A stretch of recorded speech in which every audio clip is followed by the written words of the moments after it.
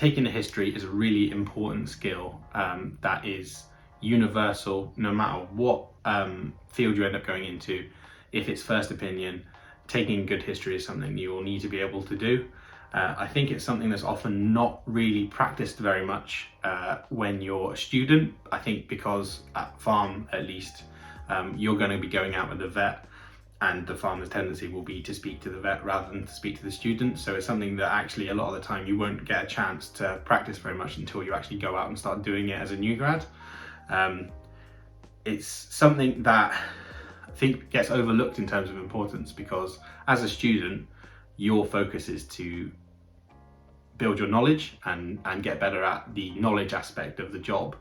But when you actually get out and start working as a vet, the knowledge part of it is just sort of expected of you.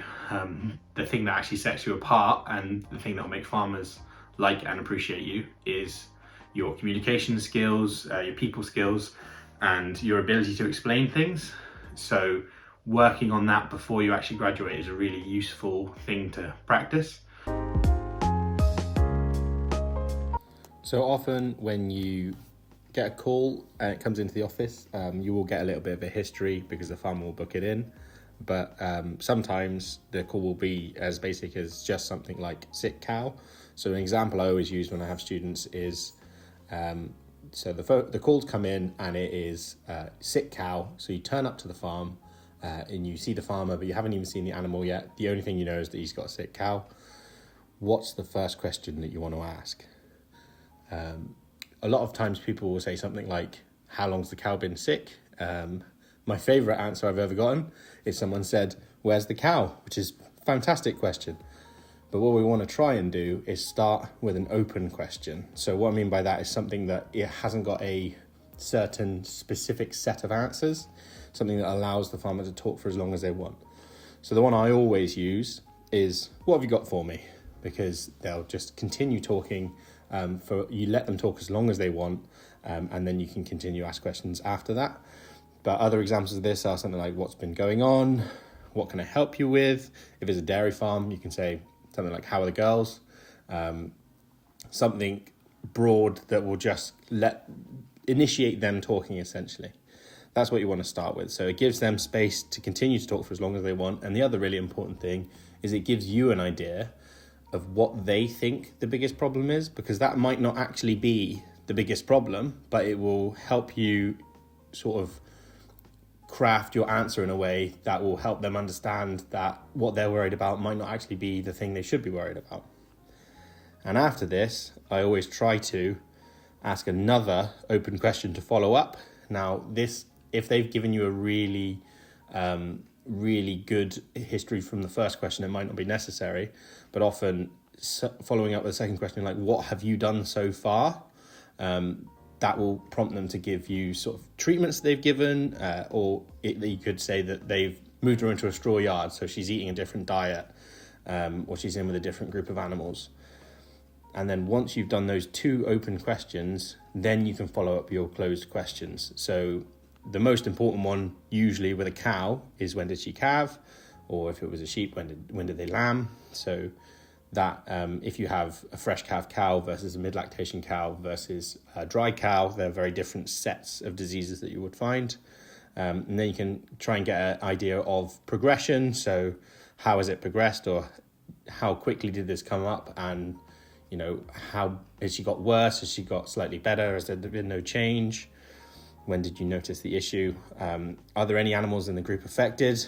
There are lots of important closed questions, but they will be fairly specific to the circumstance. So have you made any management changes to the farm generally? Are they on a new diet? Is it a new cut of silage? What treatments have they had so far, if they haven't given you that on the open questions? Have you had any cases like this before? It may be something they've seen before, so they have an idea of what they think it might be. And is she pregnant? The most important thing about that is, if she is pregnant, you can't give her steroids because that will cause her to abort. There will be a lot of different closed questions you will ask, but those ones that I've just gone over are sort of the main ones. And something that I think is really important to remember is I put a lot of pressure on myself when I first started going out on my own to make sure that I got the perfect history and then I followed it up with the perfect clinical exam. And I think I put that stress on myself fairly unnecessarily, because you can start doing your physical exam, and if you find something on the physical exam, you can actually change, go back to taking history. You can say, oh, I found a problem on her lungs. Have they been out grazing? Because if they haven't, they're an adult cow, potentially it's lungworm. So don't feel like you need to do just the history and then follow it up with the physical exam. Whilst you're doing the physical exam, you can carry on asking questions, and you can even ring the farmer after you've left the farm and continue asking questions then. You can go back to the practice and you can talk to your colleagues, and if you feel like you need more information, you can ring the farmer and you can ask more questions. You don't need to put the pressure on yourself to get this perfect right away. So to summarize, always start with an open question. Try to follow it up with a second open question. Maybe if they've given you a very thorough history, you don't need to, because it might annoy them a little bit. And then follow up with all of your relevant closed questions that are specific to the animal and then specific to the farm and the group they're in. It really doesn't need to be perfect off the bat. And the best way to get better at this is to go out and practice. So ask when you're with a vet on a placement, would you mind if I practice taking a history? Because they'll be there with you, and if there's anything that you miss, they can ask. It's a really good opportunity to get better at this skill before you go out into practice, so there isn't that pressure when you go out. You've already got a little bit of experience under your belt.